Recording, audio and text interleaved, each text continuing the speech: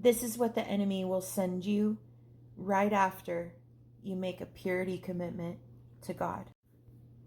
The moment you say, Lord, I choose purity and to be celibate, heaven rejoices and hell takes notice.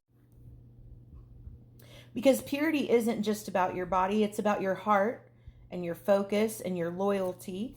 And the enemy will not sit quietly while you close the doors that he once used to control you. So right after you commit to purity, don't be surprised when the enemy sends these following attacks. Number 1, the old temptations that you used to have will come in new packages. The very people you thought you were done with suddenly reappear. Not because it's meant to be, but because the enemy knows what once weakened you.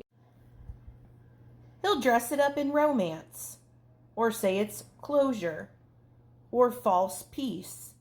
But what you walked away from was not holy, and going back will not sanctify it.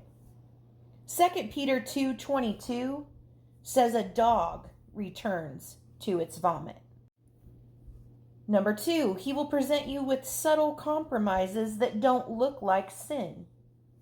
Late night text messages, harmless flirting, romantic movies that stir desires that you've already surrendered to God. The devil rarely tempts you with extremes. He chips away at your boundaries until purity feels legalistic. But Ephesians 5:3 says, "But among you there must not be even a hint of sexual immorality." Number 3, loneliness that feels unbearable. Suddenly, singleness feels heavier than before. The silence feels louder. The waiting feels longer. Why? Because the enemy knows if he can make loneliness your idol, you'll see intimacy outside of God's timing. You'll seek intimacy outside of God's timing. But loneliness is not a curse, it's a classroom. So do not fear, Isaiah 41:10 says, for I am with you. Number 4, you will hear voices that mock your convictions. Friends will say, you don't have to wait until sex to get married. That's stupid. You're doing too much. You'll have culture call you old-fashioned or a prude. Even believers will whisper, God understands if you do that. Grace will cover you. The devil will use people to normalize compromise.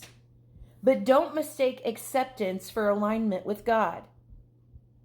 Number 5, spiritual weariness and doubt. You'll start asking, is purity even worth it? Am I missing out? Does God really care about this decision?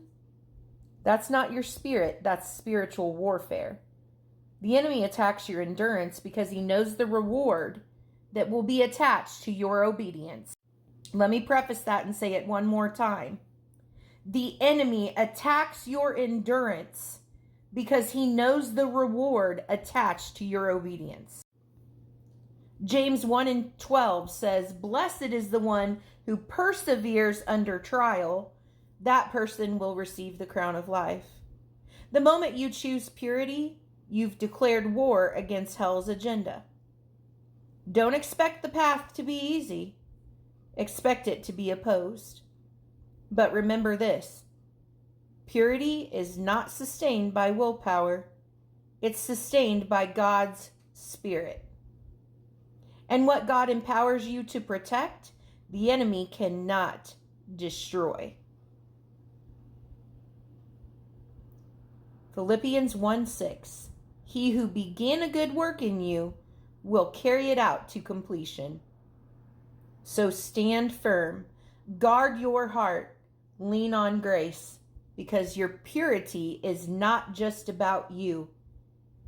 It's about your family lineage. It's about breaking generational curses. It's about kingdom warfare and kingdom-minded marriages. It's a ministry. It's about the legacy and covenant that God is preparing through you.